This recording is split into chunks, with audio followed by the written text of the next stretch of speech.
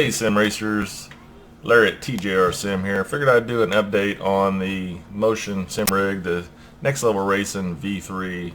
It's been a solid 3 months, going on 4 months now that I've had this, and extremely happy with it. And it's also married or mounted up to the Fanatec K2 rig, which is holding up, just great. Nothing wrong with it, nothing rattling apart with it, with motion attached to it, and all the, let me see, I got 6 transducers hooked up to it. So it's holding up very admirably. So really enjoying the rig setup. I feel like I finally have a really stable rig. And of course with motion, you would think you'd rattle it apart, but no, it's holding up great. So really enjoying it. So just a quick touch on the kind of like 3-month review here.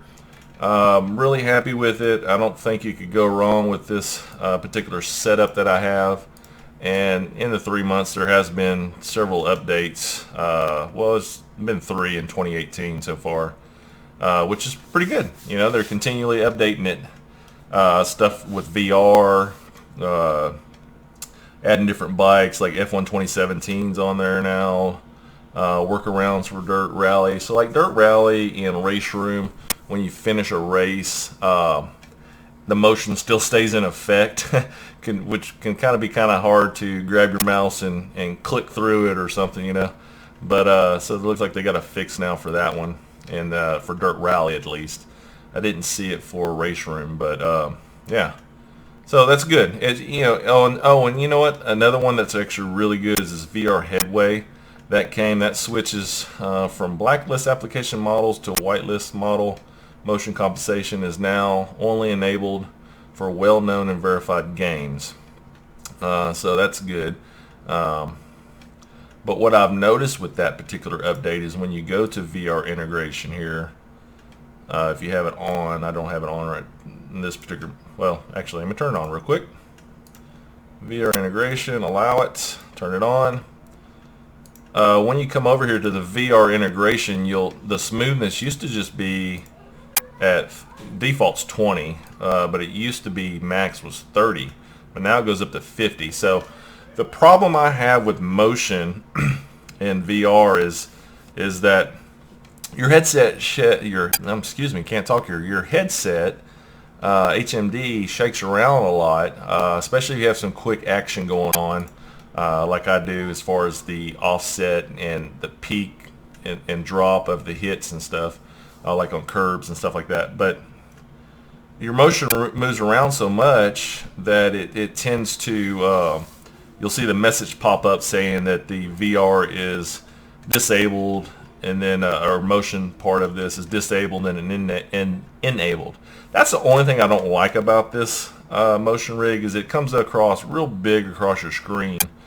And it's in your line of sight when you're racing, so it's very it takes you out of the moment for sure. Plus, it's literally in your way and you can't see where you're going, so you have to end up kind of like lifting your head up to take the message upwards and look underneath it, in VR, or tilt your head down to bring the message down lower, and then raise your eyes up to look past it. So until it goes back on and then it re-enables. But changing the smoothness from the 30 max before to now 50, I believe it was 30 before was the max, but it seems to have that problem even less. I do still have it here and there, depending on how aggressive my my motion settings are for a particular car that I'm doing, but I still do have it occasionally.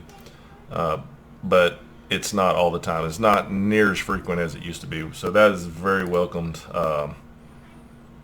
tool that they've upgraded. Now another tool that I really liked that they upgraded was the Tactile Feedback configuration. So you can enable this in the system, of course. But before, in the beginning, you couldn't have chassis and engine and center on at the same time. Or no, I'm sorry, you could have that on, but you couldn't have, say, front left, front right, and engine together and center on together. It wouldn't let you do that. You had to have it in chassis mode, and see how it defaults out. It wouldn't allow you to check engine or center on as well.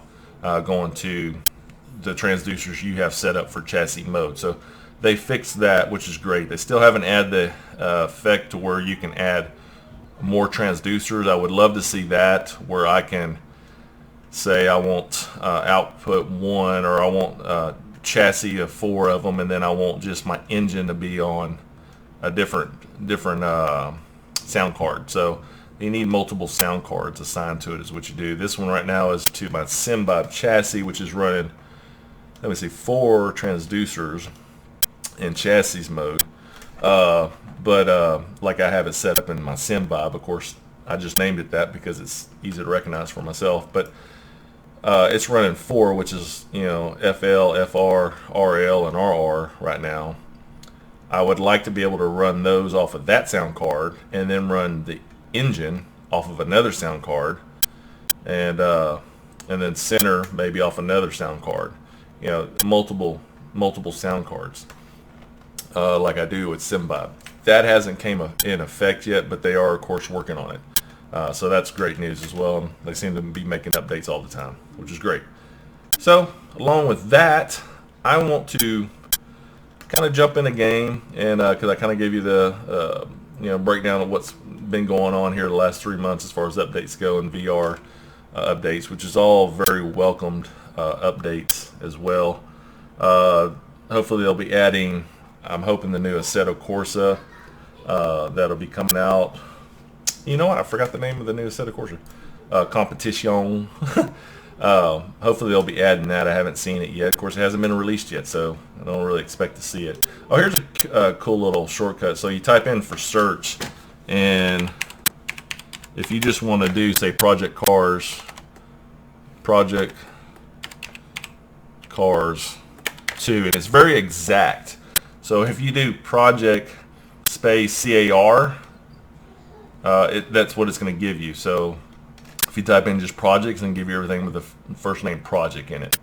But this is actually kind of handy to do a search like this for all. That way you're just rolling through the selection you want. So when you're switching around from, say, a road car to a radical, you can, of course, let's say you're in a road car and you're running the game, right? And you're like, oh, okay, now I'm going to go to a radical, and I have my setup for the radical already. I just come over here and click activate radical. A little message pops up at the right bottom of the screen saying that it's activated, and boom, you're going. It's not like you have to close down the program or anything. But this quick little search, of course, groups it all together nicely for you to be able to do that. So, which I like it. I like the little, it's a quick little tip for you. So anyway, I want to jump into, say, Project Cars 2, since I have this up, and just kind of tell you what I'm feeling on it. You know, giving you an update. The update as far as how the system works. I'm extremely happy with it. Recommend this motion rig to everybody. I'm not paid reviewer or anything like that. It's just my opinion. But yeah, when you get your settings right for the particular car, that's why I have so many of them right here. You'll find that it's just bliss, man, when you get them set up just right, the way you think they would work. Like a road car is a little bit more mushy. You expect to feel more suspension movement and stuff like that, but a radical is a lot stiffer suspension, so you expect the car to bounce across the curbs more like a boat would be on water, you know, just hit them hard and move the whole chassis as a whole. So you can set that up just right. And you know, and unless you're, let's say you have like carts, you know, where you're not going to feel like a ton of engine vibration in carts, you know. They're going to be very stiff, so you want bump intensity like I have it here cranked all the way up to feel all the bumps. You want to feel all the bumps in that one, because that's what it'd feel in a real, you know, go-kart. You're going to feel everything. There's no suspension to it, right? So you wouldn't want this same suspension set up for a road car where you have suspension. So it's very nice to be able to custom make all your setups per whatever car you like. So anyway, without, you know, talking about that, let's go ahead and jump into a race, Project Cars 2, and I'll just kind of tell you what I'm feeling, and talk about some of the nuances that you feel as far as catching slides, the G's as far as pushing you back in the seat depending on the cars, you know, stuff like that. So alright, stay tuned. Alright, so we're at Donington Park right now, GP, and we're in a radical. And I'm just going to tell you what I'm feeling. So when you first get in a car, if it's not centered, like let's say if you're on the banking of a track, your seat will literally move. Say, watch my steering wheel. If the banking was off to the left with the slope going to the right, your car will be slanted, which is pretty cool to start off. Say like at not Donington, but I can't think of the name of the tracks that do that. But you know, Road America, not Road America, Indianapolis and stuff like that. Anyway, when you bounce off the rev limiter, it does a vibration. You can turn on and off for that. And then when you shift, of course, it gives you a jolt from shifting. And hopefully it won't lock up because it's the second time of the video I was doing it. It's real bumpy through here. So since I have the radical setting set up, it's a stiffer car. It's not like a road car. If I was to take a road car through here, it wouldn't be near as stiff. It would absorb these bumps and stuff, and you actually wouldn't even feel a lot of movement. You'd be a little bit disappointed, I think, in some aspects if you were expecting a lot. Because you're like, man, this is not hardly moving around, but you feel a lot more sway. So when I'm turning left and right, my seat just moves a little bit right there to the left, and then now here's bouncing. My seat's bouncing up and down from these bumps. But when you're losing the back end, it slides, the seat moves to the left and then to the right and then recenters itself. Right here, it pushes me down from the heel going down. Same thing here. And since this car, I don't have a lot of brake dive on it, you don't see the front end dip under braking. I didn't add a lot of brake drive to it, so if you don't see the car go down a lot, why add a bunch of extra brake dive on your setup? Because what you see on the screen is what you want to feel. Is what I found as far as totally fooling your brain. Right here's bumpy track through here. Getting into it, it slides around. It's fun to catch the slides because you can feel them, and you can feel when you can't catch them anymore too. I like the jolt, the high RPM when you bounce off the rev limiter jolt. It feels really good. It's really bumpy through there. You can tell my voice, it gets a little shaky. This downhill is real bumpy, shaking around. Go through here. Whoa. Oh, slow down. Okay. I kind of went off-road on purpose just to kind of get a little action into the seat here, but not that you really need it. Now, those little general slides like that, you don't feel hardly a lot, just because they're so subtle. Just like in a real car, you don't feel it until it's a little bit more pronounced, and then you're like, holy shit, I'm sliding sideways. Then you correct it, and then you know, you feel the recentering of your car when you correct it. That bump there, that left, you know, it lifted up the left of the car. It lifted up the left front of my seat. It's not like it just lifts the whole left side of your seat at one time.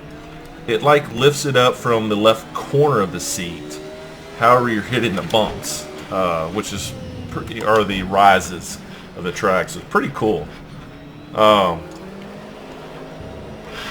I just like sliding around there. You feel it. It was turning to the right. The seat was leaning to the right, and then it recentered up.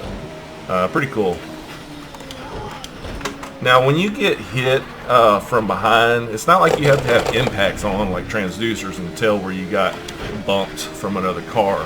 It literally will say if I get hit in my right quarter panel, my seat will move. Will move to forward at a diagonal to the left. I'll know exactly where I got hit. Like, oh shit, there's someone right there. Let me check my mirror and I'll see him then. So it's very exact. I guess the best way to put it, of what you feel when you're out on track as far as people hitting you and stuff. Now I picked Donington because it was kind of a pretty busy track. It's bumpy as heck. A little bit of elevation change right there. So yeah, you can feel a lot. I love that feel there. It picks you up in the seat.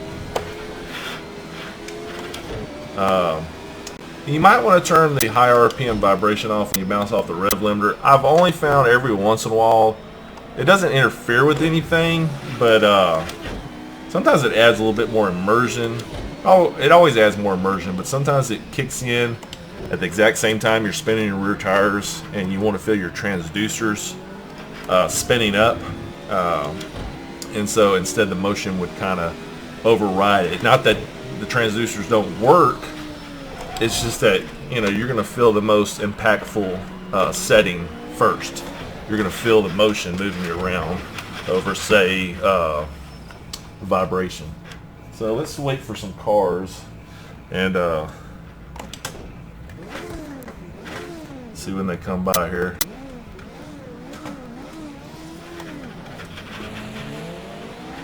Now I am playing in VR. Hopefully it won't lock up. It locked up a while ago in VR because I am recording at the same time.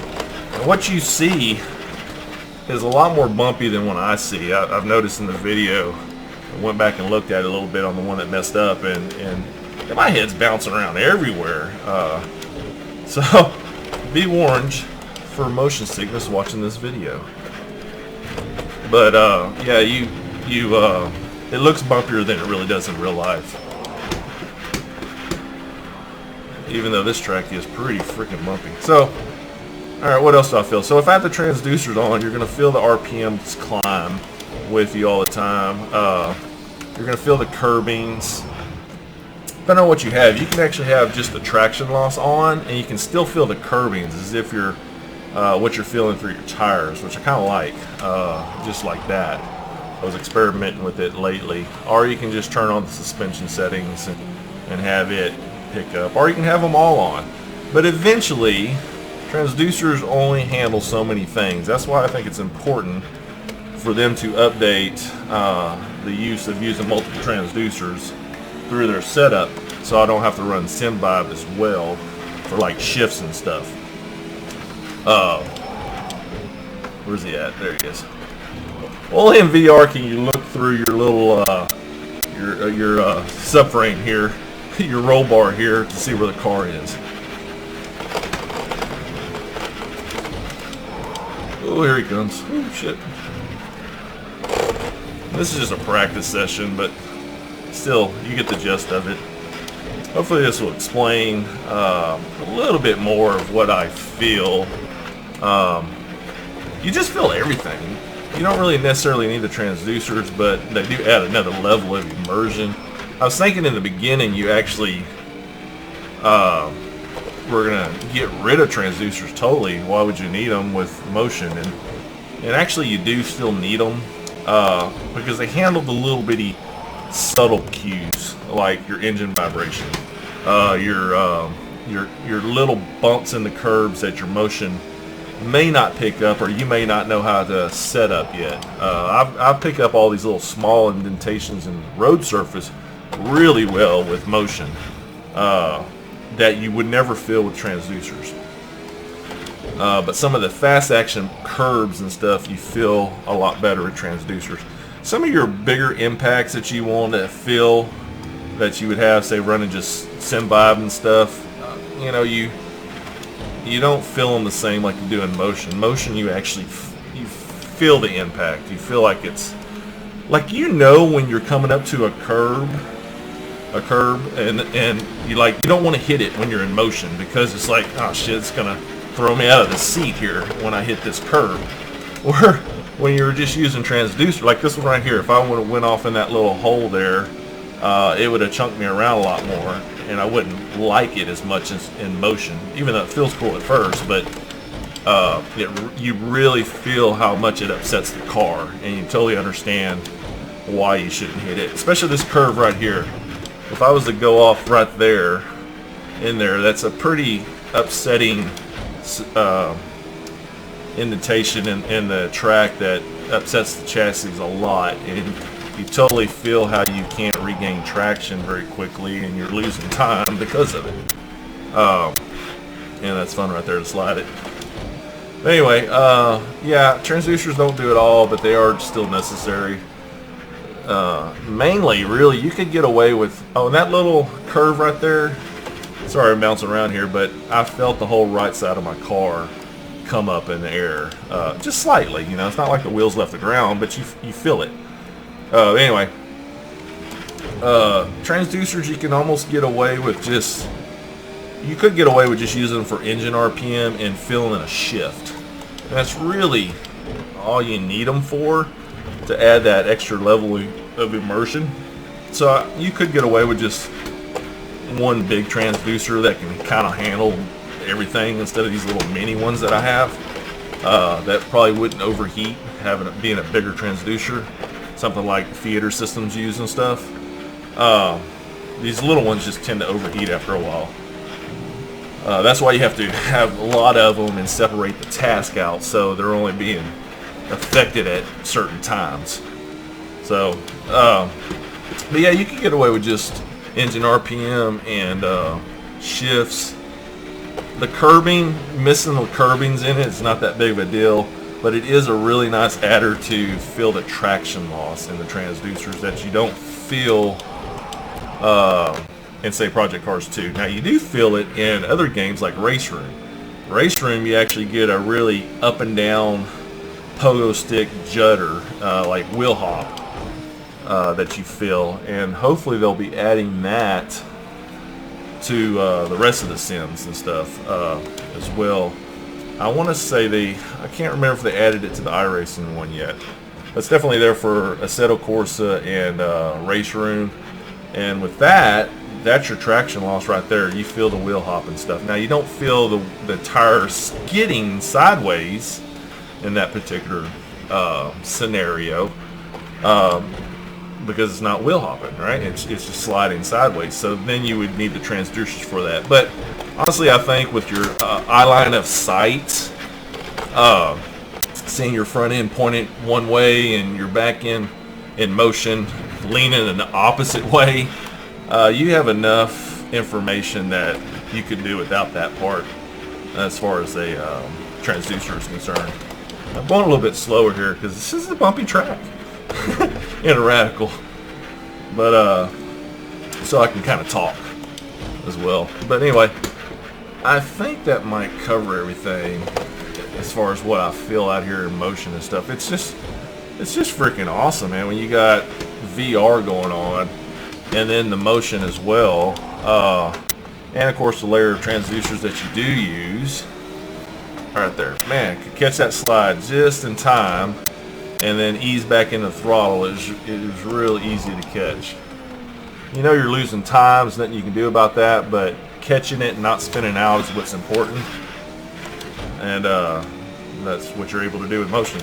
Just a little bit better. I was afraid with the only being a 2 DOF, 2 degrees of freedom, you wouldn't be able to catch slides, say, as like the Sim Experience one with the 3 degrees of freedom with the rear end sliding. I don't feel like I need that extra layer. There's enough information with the seat tilting for me and seeing what I see on screen that I can easily catch slides, as well as if you have, now obviously if you're using like a G27 wheel and you got a full motion $3,000 motion rig, I would be using a G27 or G29 wheel on it because you're not getting the full effect. So you got to have a decent wheel like the Fanatec Clubsport V2 2.5, something like that, or then even in a direct drive, which is going to kick it up even more because you know, you just get a lot more immersion. You're going to feel everything as it happens in live time. So nothing delayed. But yeah, that's my point on it. Hope you kind of enjoyed this. Hopefully this was helpful for you. Sorry for my voice being, oh, there it goes. I don't know if you see that on the screen, but VR motion disabled and then enabled came up on my screen. Hopefully that'll show up on the video. I think it just shows up in the headset, the HMD headset, and of course I'm using Oculus Rift, but that's what I was talking about earlier in the video about I don't like that part of it. But anyway, I didn't think they were too close to me, so didn't have to worry about it. Sometimes I like just sitting on the track and watching these badass cars go by in VR. It's just feels like you're out on a real racetrack as opposed to looking at a 2D screen. You're seeing these in 3D. I mean, it's just amazing. It's like you're sitting there in real life watching these things go by. So highly recommend people to get VR. It's the next best thing since sliced bread. And then if you can add motion to it and transducers, boom, you'll have a hard time going to work. That's all I gotta say. But anyway, hope you enjoyed it. Hopefully this 3-month review is helpful for you. Really enjoying the Next Level Racing V3 motion platform with my Semitic K2 rig, and of course Fanatec Clubsport V2.0, my Husenfeld sequential shifter and handbrake, and I got DSD button boxes, although I don't really use them as much. But in this video I am using my new and I don't use them as much now because of the Fanatec McLaren CSL Elite rim. I can actually do just pretty much everything on that on the fly. Like right here is my left HUD, my left which would be the clutch system on it. Pulled it up and I got the HUD, and then I can just cycle through it. And then my right one, if you look at my Motec right there, I'm cycling through the Motec with the right one. So they work like a button box as well. So pretty cool. Just an extra layer that you don't have to pull your hands off the wheel to check things out. So when you're in VR, you got to kind of feel around because you're really in the dark.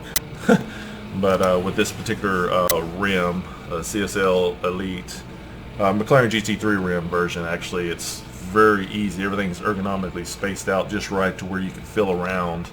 The buttons aren't clustered together, so it's easy to identify. You're basically in the dark, what you're feeling. So anyway, I'm gonna let you go. Check you later. More videos to come. Subscribe to keep up. I'm out.